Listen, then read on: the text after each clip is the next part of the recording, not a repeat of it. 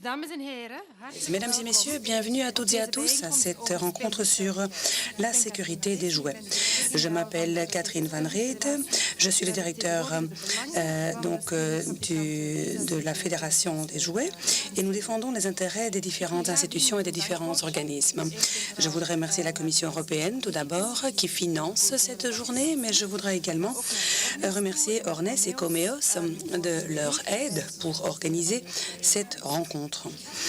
J'avais écrit ici le fait que vous soyez aussi nombreux illustre vraiment que la sécurité pour la branche des jouets est très importante. Effectivement, vous êtes très nombreux et donc c'est un fait. La sécurité des jouets, c'est quelque chose qui nous tient à cœur, c'est quelque chose que au sein du TIE, nous tenons à cœur et 60% de notre travail tourne autour de cette thématique, la sécurité des jouets. Nous avons été ravis que la Commission européenne ait choisi donc le TIE comme partenaire pour organiser ce genre de réunion. Entre-temps, nous l'avons fait dans quelques 25 pays. Donc ceci, c'est en fait la dernière étape. Et dans ce cas bien spécifique, la Commission nous a demandé d'organiser une journée internationale. Donc, nous avons impliqué la Belgique, les Pays-Bas et donc le Grand-Duché du Luxembourg. Bon, ça ne vous étonnera pas de ne voir personne du Luxembourg, mais il y a par contre un bon mix de participants belges et néerlandais ici présents. Bon, je sais que parce que c'est une réunion internationale, c'est sans doute pour tout un chacun assez difficile de venir jusqu'ici parce que ce n'était pas proche de personne, si vous voulez. Donc, c'est la raison pour laquelle je suis d'autant plus ravie de vous voir aussi nombreux. On a également donc prévu des interprètes pour les personnes belges qui souhaitent donc écouter la traduction. Mais toutes les présentations seront donc effectivement données en néerlandais aujourd'hui.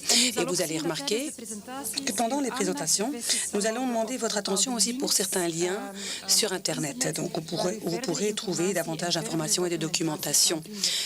Maintenant, donc ici vous avez donc un stick USB sur lequel nous avons mis beaucoup de documents que vous pourrez également utiliser pour être davantage informés. Donc, ce sont toutes les présentations que nous avons mises sur ce stick USB. C'est très pratique, comme ça vous pouvez les reconsulter après. C'est une matière difficile et compliquée. Je pense que ça va être une journée bien longue, d'ailleurs. Mais ce qui est bien, c'est que tout est enregistré aussi aujourd'hui. Donc, sur vidéo, aussi sur des cassettes audio. Donc, même les collègues qui n'ont pas pu être parmi nous ici aujourd'hui auront l'occasion de recevoir et de réécouter ou de revoir toutes les informations qu'on vous donnera ici aujourd'hui, tant en néerlandais qu'en français d'ailleurs. Alors, vous savez tant bien que moi que la directive jouet n'a rien de nouveau ou n'est rien de nouveau. Elle date de 2009 et tant Ornes aux Pays-Bas que Comeos en Belgique ont déjà organisé plusieurs sessions d'information en la matière ou sur cette directive. En fait, la directive jouet date de tellement longtemps ou d'il y a si longtemps qu'en 2014, on va décider s'il y a besoin ou s'il y a un besoin de revoir la directive ou s'il y a un besoin quelque part de l'adapter. Nous espérons évidemment que ce ne sera pas le cas. Mais malgré tout, la Commission européenne a jugé opportun d'organiser cette rencontre. Et ce pour deux raisons. La Commission, tout comme nous-mêmes d'ailleurs au sein du TIE, ou les partenaires au sein d'Ornes et de Comeos, nous continuons à avoir beaucoup de questions, recevoir beaucoup de questions. Donc les gens apparemment savent ce que dit la directive, mais comment il faut mettre en œuvre tout cela, ou le mettre en application, toutes ces dispositions, c'est parfois, ou ça reste parfois un point d'interrogation. Et je pense que ni en Belgique ni aux Pays-Bas, pendant les sessions d'information, il y a vraiment eu un accent qui a été mis sur les exigences chimiques. Et les exigences chimiques, par contre, sont nouvelles depuis le mois de juillet de l'année dernière. Et c'est sur cela que nous allons nous pencher aujourd'hui. Donc, nous aurons une attention particulière pour ces exigences chimiques, quelles normes il y a. Et donc, à la question de savoir comment on peut faire une bonne évaluation en matière de sécurité chimique. Le but, c'est également de vous donner l'occasion de poser des questions. Donc, vous aurez vraiment l'occasion nous interroger ou de poser toutes les questions que vous avez, parce que nous avons vraiment les experts parmi nous. Donc, à la fin de chaque présentation, vous aurez l'occasion de poser des questions concrètes aux orateurs invités, mais pour cela, il faudra utiliser un microphone. Donc, nous avons 2 micros portables ici que nous allons envoyer dans la salle alors, et donc que nous ferons circuler dans la salle, parce que si évidemment on ne travaille pas avec le micro, ça ne pourra pas être traduit ni enregistré. Donc, il faudra poser des questions avec un tout petit peu de retard et il faudra attendre un peu le micro. Voilà, je vais vous montrer l'agenda ou l'ordre du jour. Donc, l'ordre du jour reflète les 3 composantes clés de la sécurité des jouets. Tout d'abord, il y a la législation, l'aspect législatif. Donc, ça sera expliqué par Maureen Log. Donc, la directive jouets et surtout les exigences chimiques dans cette directive. Mais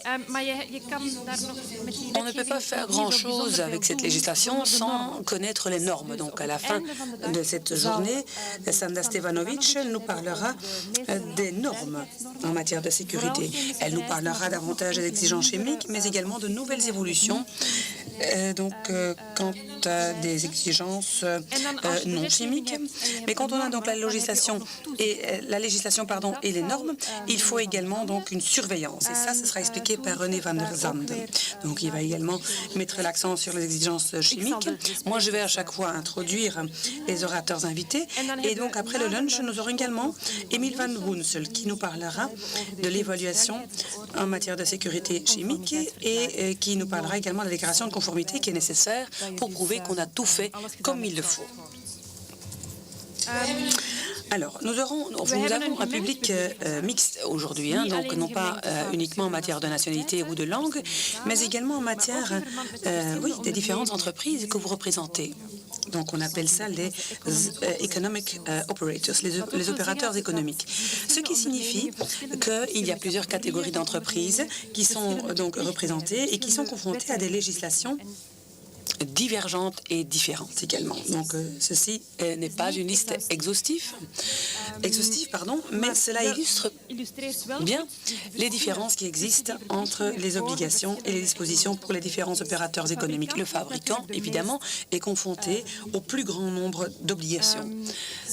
Mais je voudrais, parce que ça c'est quelque chose que vous allez pouvoir consulter après, donc je les ai imprimés, je vais les faire circuler, vous pouvez les garder avec vous, auprès de vous, pour voir ce qui relève exactement de quelles compétences. Voilà, jusque-là mon introduction. Je vous remercie une fois de plus d'être venu jusqu'ici.